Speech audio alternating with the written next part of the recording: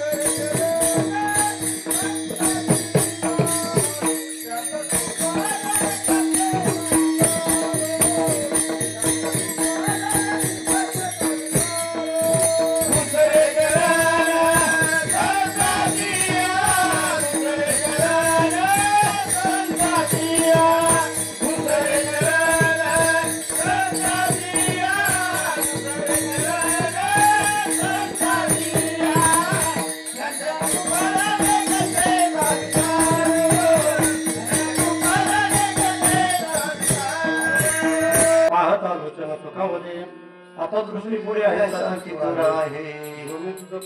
पांडुरंगा नाथावले मन नागातले गोडी ते सोडी ऐशी झाले आता दृष्टी पुढे ऐसा चित्तूर आहे तुझं पाय पांडुरंगा म्हणे आम्ही माघावे नडीवाळे पुरमावी आणि माय बापा आता दृष्टी पुढे ऐसा चित्तूर आहे जो मी तुझं पाय पांडुरंगा विठ्ठला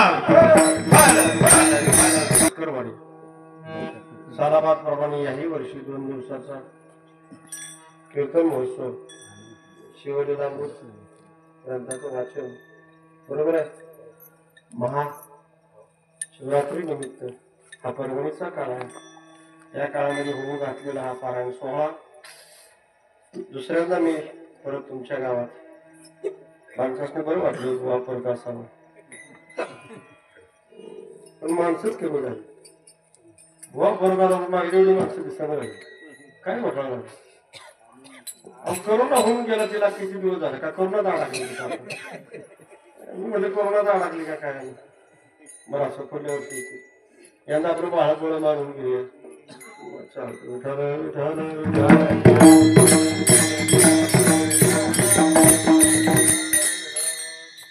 सेवेला घेतलेला अभंग जगद्वंद्य जगद्गुरु तुकाराम महाराज देवनिवासी श्रीमंत संत वैराग्याचे शिरोमणी सुंदर असा 4 चरणाचा अभंग आहे या अभंग घेण्याचा उद्देश आहे तसा आता जागर आहे मागणी आहे आणि महाशिवरात्री 2 दिवसाचं सप्ताह पण लय भांडणे आजच जागर आजच मागणी आजच महाशिवरात्री प्रत्येक वेळेला शिव भोळा चक्रवर्ती अभंग घेऊन म्हणून तुम्हाला दुसरं काही येते का नाही पुन्हा अभंग बदलला मागणी पर अभंग घेतलं या अभंगामध्ये तुकाराम महाराज मागणं मागतात शेवटच्या चरणात तुका म्हणे आम्ही मागावी लढीवाळपणानं मागतोय का मागतोय तर बाळ झाल्याशिवाय हट्ट कुणी पूर्वी नाही म्हणून तुकाराम महाराज बाळ झाले तुका म्हणे आम्ही मागितो पुरवावी आळी माय बाप भगवंता तुम्ही मायबाप व्हा आणि आमचा हट्ट पुरा करा काय हट्ट आहे तर देवा तुझं मला रूप आवडले हे रूप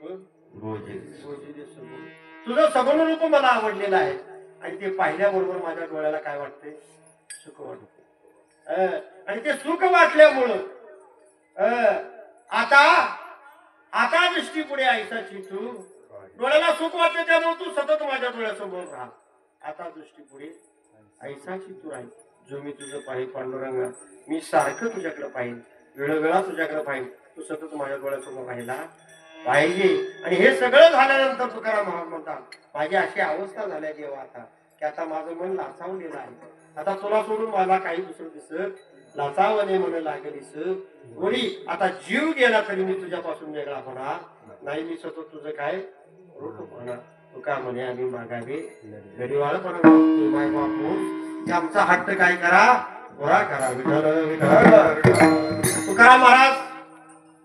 तुकाराम महाराजांना या अभंगात काय आवडतं तो रूप आवडतं आता रूप कुणाला आवडत नाही प्रत्येकाला रूप आवडतं का नाही स्वतःला बी देखणं काय आवडतं आली पावडर काय असते ना मी रूप कुणाला आवडत नाही सगळ्यांना रूप आवडतं बाळानं तुमचं ऐकायचं का माझं ऐकायचं हा आज मांडी घालून बसता का नाही चांगलं बाळा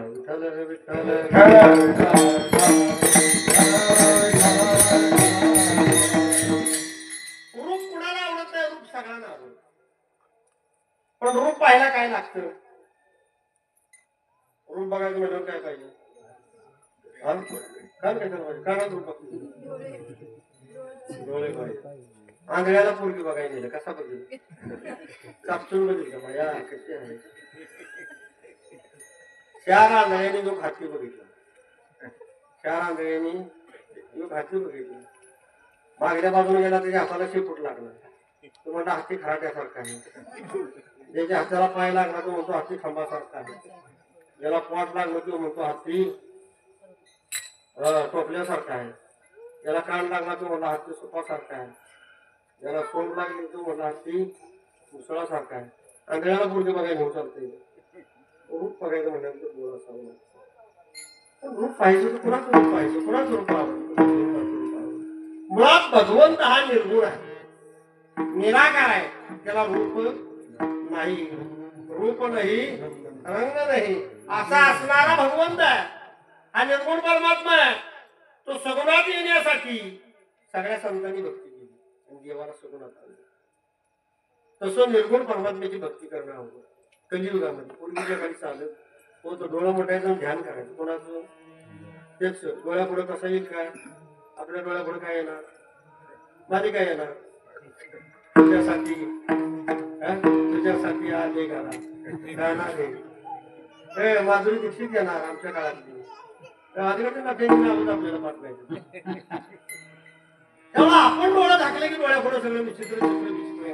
म्हणजे कलियुगामध्ये निर्गुण परमात्म्याची भक्ती करणं अवघड आहे.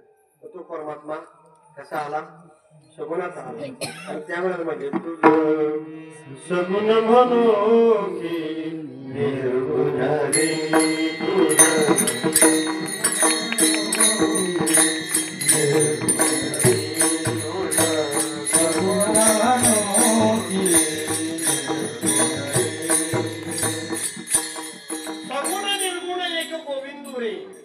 तुला सगुण म्हणायचं का निर्गुण म्हणायचं, पण मूळ परमात्मा निर्गुण आहे. सगुणात येण्यासाठी त्या देवाला मायेचा आधार घ्यावा लागला. कशाचा? माये. गेल्या वर्षी कीर्तनात सांगितलं माया म्हणजे एक डालगेर होती. तिच्या हातात फळ होतं. पहिला फळ फोडला, योग बालक जन्माला आला. त्या बालकाला ती म्हणली माझ्यावर लगीन करशील का? ते म्हणलं मी तुझ्या हातात ना आलो, तू माझ्या आई असेल, मी कसं लगीन करणार? तिला राग आला. तिच्या ह्याचा डोळा होता, तिने ते जाळून पोरगं मारलं. दुसरा फळ फोडला, त्यातनं 8 वर्षाचं पोरगं आलं. त्या बी पोराला तिने प्रश्न विचारला. ती माया होती, माझ्यावर लगीन करशील का? ते नाही महिन्याच्या जो जाळून गेलो होतो त्याचा आत्मा त्याच्या कानात गेला. का हो म्हणलं तुला बी जाळून मारली, मला जाळून मारले, असं ते आहे. आणि मग तो हो म्हणतो, तू कोण असतो? तो म्हणतो पहिल्यांदा डोळा दे मला, मग मी तुझ्याबरोबर लग्न करीन. जे डोळा घेत जे पळतं ते तिला घावत नाही, ते कपाळाला चिटकून ते मागे. म्हणजे मूळ अवतार कोणाचा? आणि नंतर मग विष्णूचा झाला. आणि विष्णूने आपल्या नावीतून ब्रह्मदेवाची निर्मिती केली आणि ब्रह्मदेवाने सृष्टी निर्माण केली. असं ते अर्थ आहे. पण दोन्हीही काळानुसार आहे. कारण शिव आणि विष्णू वेगळे नाही. शिव विष्णूची भक्ती करतात, विष्णू शिवांची भक्ती करतात. त्याशिवाय दोघांना फरक नाही. याने विष पेलं म्हणून त्याचा कंठ, आणि त्याने हे केल्यामुळे ह्याच्या अंगाचा दाह. म्हणजे एकमेकाला एकमेक पूरक आहे. फक्त कारणानुसार त्यांनी काय घेतले, अवतार घेतले. त्यातला एक अवतार त्याची आजची तिथी म्हणजे महाशिवरात्रीची शंकराची. आज जे केलं ते देवाला दोस्त. आज ही पर्वणी आहे, तर काही करा, नामस्मरण करा, 1001 बेलाचा अभिषेक करा, भस्म लावा, देवाला रात्रंदिवस दिवा लावा. जेवढं तुम्ही कराल या दिवशी ते तुम्हाला पुण्य मिळाल्याशिवाय राहणार नाही. आज रात्रभर देवाचा काय असतो, वास असतो. आज झोपला तो कायम, त्याच्या पक्षात काय मिळणार? आज जो जागा आहे त्याला निश्चितच पुण्य मिळणार. विठ्ठल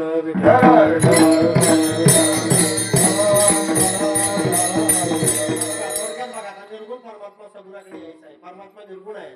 कलियुगामध्ये निर्गुणाची भक्ती करणं अवघड आहे. तो सगुणात येण्यासाठी त्याला मायेचा आधार घ्यावा लागला. कोणाचा? मायेचा. आता तसं कळणार नाही. इकडे लक्ष द्या. महिला मंडळ, लाडक्या बहिणी इकडे बघा. पैसे आले का तुमचे? देणार नाही. आमचं 2000 मायेचा आधार घ्यावा लागतो. आता ती माया कशी सांगतो? जसं निर्गुण दूध आहे. दूध काय आहे? निर्गुण आहे. तर त्याला घट्ट स्वरूप करायचं म्हटलं तर त्याचं विरजन पडावं लागतं. आणि विरजन ही माया आहे. विरजन ही काय आहे? माया आहे. त्याशिवाय ते सगुणात येत नाही. तद्वत निर्गुण परमात्म्याला मायेचा आधार होऊन सगुण यावं लागतं. जसं बी पेरतो ना, शुद्ध बीजापोटी पेरणारं बी शुद्ध असावं लागतं. त्याला आधार द्यावा लागतो. कोणाचा? मायेचा. माया म्हणजे काय? माती, पाणी, वारा, प्रकाश. आणि मग बीज अंकुर त्याला अंकुर येतो. मग पान, फोड, फूड म्हणजे ते सगुणात येतं. पण आधी ते काय असतं? तद्वत भगवंताला मायेचा आधार. आणि मग त्याचं काय तयार होतं? विरजन पद्धत दही तयार होतं का? आणि दही झाले तर त्या दह्याचं काय केलं जातं? घुसळण केलं जातं. आणि घुसळण केल्यानंतर लोण्यासारखे भगवंताने किती अवतार घेतले? 10 अवतार. किती अवतार तुम्हाला माहित आहे? मंगलाष्टक काय केलं? 10 अवतार. मच्छा 10 अवतार सांगितले. मत्स्य कच्छ म्हणजे 2, जलचर 2, भूचर 2, जलचर भूचर 2, विप्र 2, राजा. तिथं 8 झालं. आणि बुद्ध आणि कलंकी पुढे 10वा. 2 काय? जलचर म्हणजे मासा आणि कासव. 2 भूचर म्हणजे वराह आणि नरसिंह. 2 विप्र म्हणजे ब्राह्मण. वामन आणि परशुराम 2 ब्राह्मण. आणि 2 राजा राम आणि कृष्ण. आणि मग बौद्ध कलंकी पुढे अवतार आहेत. ते भगवंतानं लोण्यासारखे 10 अवतार घेतले. परंतु ते अवतार त्या काळात लोक पावले. त्या काळात सत्या अवतारात आहेत का? नाहीत. म्हणून ते लोणी कडवलं. लोणी त्या दिवस राहत नाही म्हणून ते लोणी कडवलं. आणि लोण्यापासून काय तयार झालं? काय तयार होतो?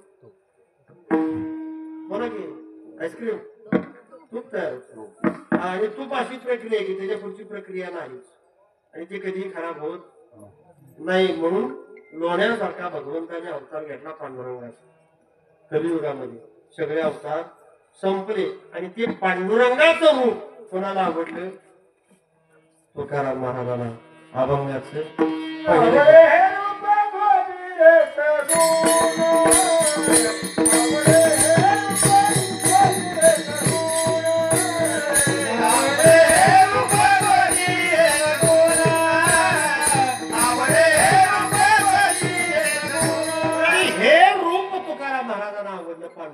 आवडे हे रूप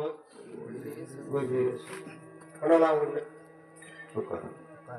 नुसता तर रूपच आवडून चालेल का? मस्त रूप चांगला आहे. देखना बैल बाजारात लागला. बैल आणता का बाजारात? बंद झाली बैल. देखना बैल बाजारात लागला. अवतारा झोपला की बसला. काय त्याचा काय मुखा घ्यायचा आहे? गावात नाही अशी सुनावली. पण 10 घरात बेल घातल्याशिवाय गप्प बसत नाही. काय करा? मस्त रूप देखणं आहे. नुसतं देखणं असं उपयोग असायला. रूपाबरोबर गुणही असावा. रूपाबरोबर गुणही असावे लागतात. पांडुरंगाचं रूप. पांडुरंग हा शब्द कसा तयार झाला? भगवान श्रीकृष्ण ज्यावेळेला गाई राखायला जात होते त्यावेळेला गाईच्या खोराशी माती भगवंताच्या अंगावर उडायची. भगवंत मूळचा सावळा, पण संपूर्ण मातीने भगवंताचा देह पांढरा व्हायचा. म्हणून त्याचं नाव काय पडलं? पांडुरंग नाव पडलं. असा हा पांडुरंग. तो येण्याची वेळ संध्याकाळी 6 वाजता. गाई राखून देव किती वाजता यायचा? बोला की संध्याकाळी 6 वाजता. म्हणून आपल्या हिंदू धर्मात संध्याकाळी 6 वाजता देवाऱ्याला घरात निरंजन लावलं का? देव येण्याची वेळ. किंवा पूर्वीच्या काळी, आता नव्हतं, 6 वाजता गोरख मुहूर्तावर लग्न लागत होते. कुठला मुहूर्त? गोरख. देव येण्याची म्हणजे त्या कार्याला देव असावा हे हिंदू धर्माचं शास्त्र होतं. आता लग्न केव्हा लागते? दुपारची. बरोबर आकडी जन्माला आली म्हणून आपल्याला वाईट वाटण्याची काही गरज आहे का? ते आम्हाला कसली सैराट जन्माला येणार?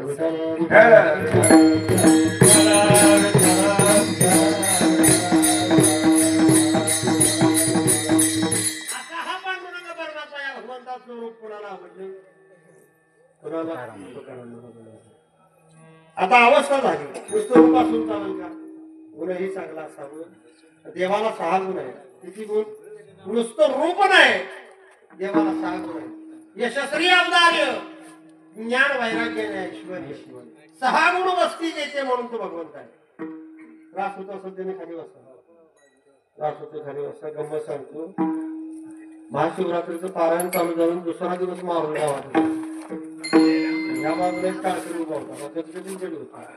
खाली होतं का नव्हतं माहित नव्हतं. असं काठी टाकल्या की पडलं.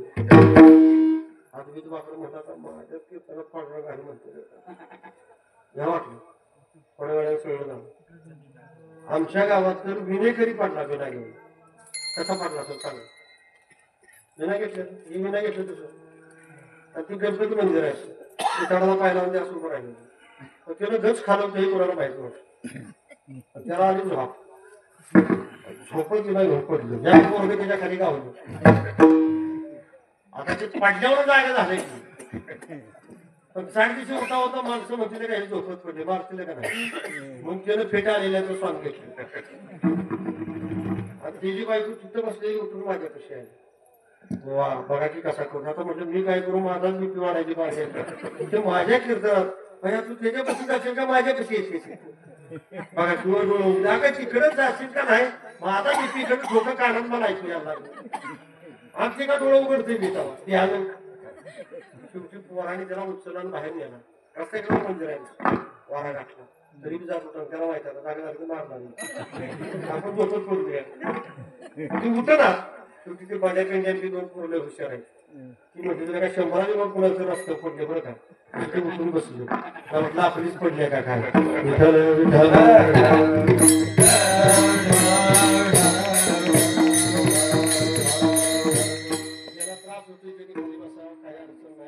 म्हाताऱ्या माणसाने मांडी जमत नसली पाय पसरून बसवा. काळजी नाही, माझ्या कीर्तनात तसा नियम नाही. ठेवू नका. आम्ही त्या अवस्थेला जाणार आहे. आम्ही मांडी घालायचं जीवन राहतो का नाही पण असतो. पसरून बसा, काय काळजी करू नका.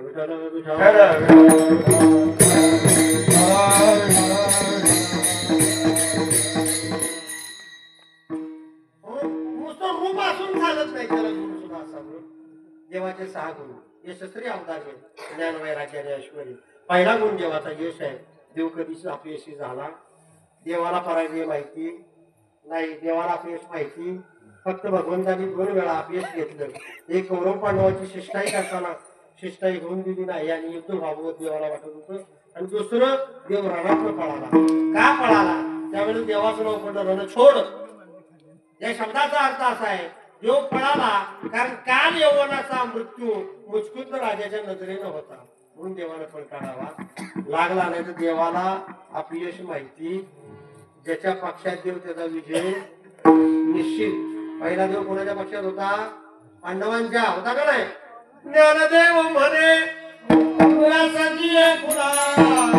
ज्ञानदेव म्हणे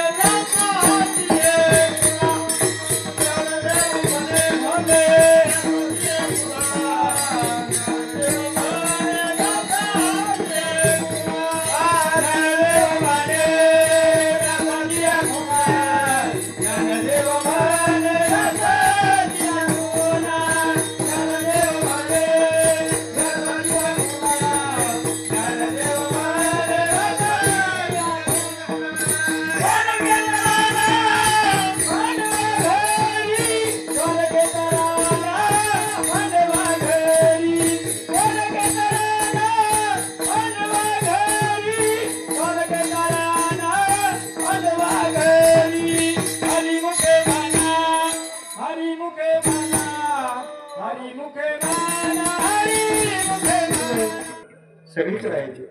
हा जडी सगळी काष्टी अवताराच्यावर अशी तू आव्हा असं असणारा भगवंत. पण तुकाराम मला सांगितलं माझ्या समोर तू पाहिजे. मला दिसला पाहिले आता दृष्टी पुढे आईसा चित्र आहे. मी ज्यात पाहिजे त्यात तू देवा मला दिसला. आणि मग अवस्था झाली की देवाशिवाय पडत ज्ञानी मनी स्वप्नी जागृती स्वप्नी प्रत्येक अवस्थेत माझी मदत झाली अनावर असा असेल.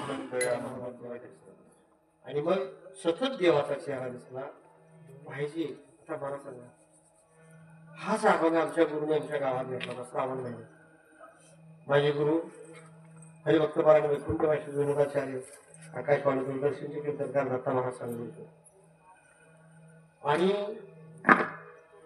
कीर्तन असं झालं हाच दृष्टांत सांगितला आणि लोकांच्या डोक्याची पीठ बसली ज्यात बदल त्यात देव दिसला आणि लोक सगळी मागणी झाली ना श्रावण महिन्यात कीर्तन श्रावण महिन्यात महिना कुठला येतो भाद्रपद भाद्रपदात सगळीकडे गणपती बरोबर आमच्याकडे बसलं ना रात्र भाजनाला ह्या घरात त्या घरात गावात रोज संध्याकाळी भाजनाचं माणसं 12-1 वाजता यायचे आमच्या गावात पाठी लागणार जास्त आहे पाटलं सगळे भाजनाला गेलेली संध्याकाळी घरी आले गणपती बसवलेला दार उघडलं परांड्यात गणपती सोप्यात गणपत आणि दर्शन घेतलं बघतात तर खरा मंदिर गणपतीच्या पड्यात खरा जिवंत मंदिर पुण्याच्या पड्यात गणपतीच्या पड्यात मंदिर कसं लागतो शीतलाचा तो खरा मंदिर होता आणि पहिल्या दिवशी हातातली गुळण खोबरं ठेवल्याने मोदक ते मंदिर ते खात होतं पाटलाला महाराजांच्या कीर्तनात ध्यान झालं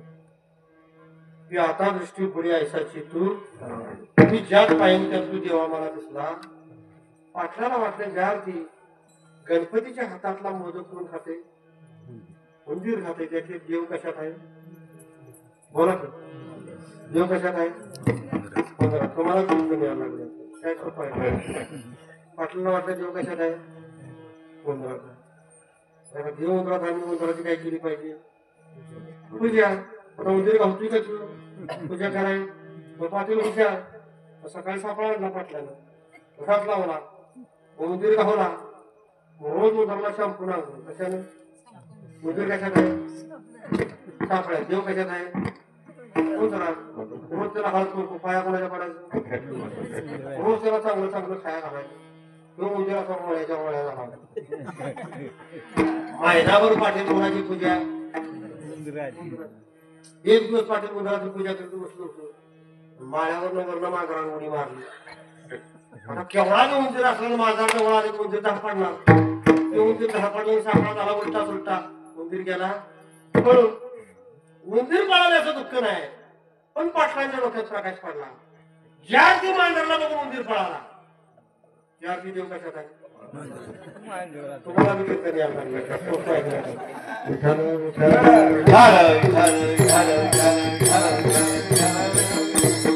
आता ते मांदार कोणाचं शेजारी कारण आपण आहे एका बोलीला जवळ येते नाही मग आता पूजा कोणाची करायची देव कशा जमायला लागेल तुम्हाला रोज संध्याकाळी वाटी भांडारीत ठेवायची खिडकी ती मांजरावून ठेवून असं त्या मांजराला हळूहळू काय लागला लळा लागला मग ती मालकाच्या काय लागायला लागला टांगड्यात चालाय मांजर कुठे चालतो मालकाच्या टांगड्या कुत्र कुठं चालतं पुढं माहित आहे ना तुझ्याकडे आहे ना कुत्री एका कुत्र्याची घ्यावा तुझं मालक मग रोज पूजा कोणाची इष्टाला गेलं की हडकू गोळा करून आणायची तुम्हाला खालायची मांजराला तुमच्या घालतो दुसऱ्याच्या कोंबड्या आणून कोणाला घालायच्या रोज हळू तो लावायचं देव कशात आहे अंधगाव मांजरा असो बोका झाला असतो अंधगावात असं म्हणायचं म्याव म्याव आता माव माव हे असतो रस्त्याच्या रस्त्या झालं माझं रोज कोणाच्या पाया पडायचं देव कशात आहे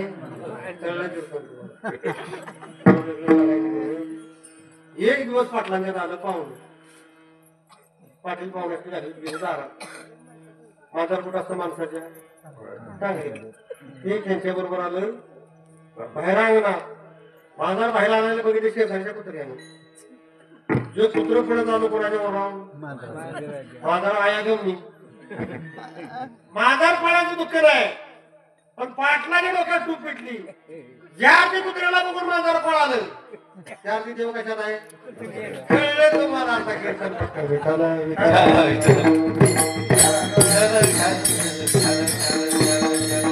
आता ते कुत्र शेजारी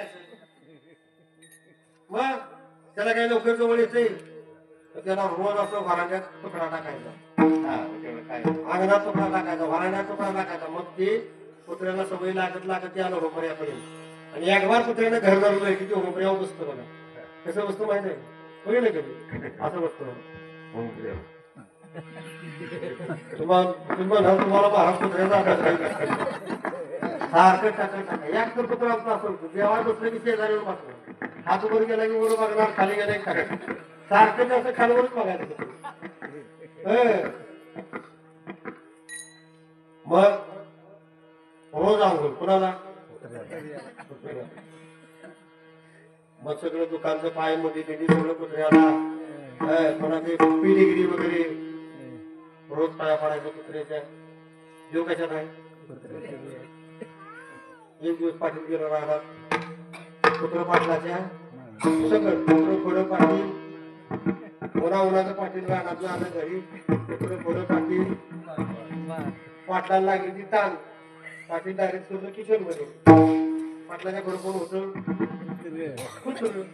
कुत्र विसरलं किचन मध्ये गोळ्याकडे होती पाटली आता बायकांनी कुत्र बघितलं की काय कपाळाशी रुटती आम्हाला कधी कळलं नाही पण कुत्र्या जर बायकांची नाही वाटत कुत्र बघितलं की बायचं गोष्ट बिन असं म्हणून समजायचं जसं कुत्र बघितलं तसं पाटलीचं गोष्ट बिन असतं काय हाणायचं त्याला इकडे तिकडे कळलं नाही निसर्ग कुत्र एकदम किचन मध्ये आलेलं तिच्या हातात होतं लाटणं शेवटी काय घालवणार ऐकलं लाटणं तिनं जास्त फेकलं लाटणं आलं जसं लाटलं कुत्र्याच्या अंगावाला कुत्रलं आणि पाठी झालं पुढे जे लाटणं आलं ते पाटलाच्या वाटीवर गुडघ्याची वाटी जाग्यावर खाली हाय असं वाटी धरून बसलं खाली कुत्रं पळालं वाटी निसटल्याचं दुःख नाही कुत्र कोणाला घेऊन पळालं बाईक म्हणजे देव कोणाला आहे पक्क कीर्तन कळलं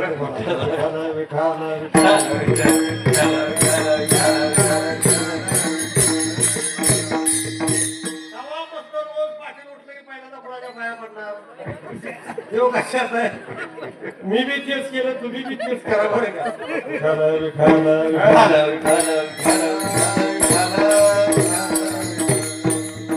आवडे हे उपमजिरे समोर पाहता आता दृष्टीमुळे ऐसा चितूर आहे जो मी तुझं पाहे पांडुरंगा अरे मी ज्यात पाहिजे त्यात तुम्हाला दिसला पाहिजे आता माझी अवस्था वेगळी झाली वेड्या झालो वेडियाच्या लाचावले म्हण लागली सोगोडी अभंगाचं तिसरं चरण लाचावले म्हण लागले से गोडी लाचावले म्हण लागले से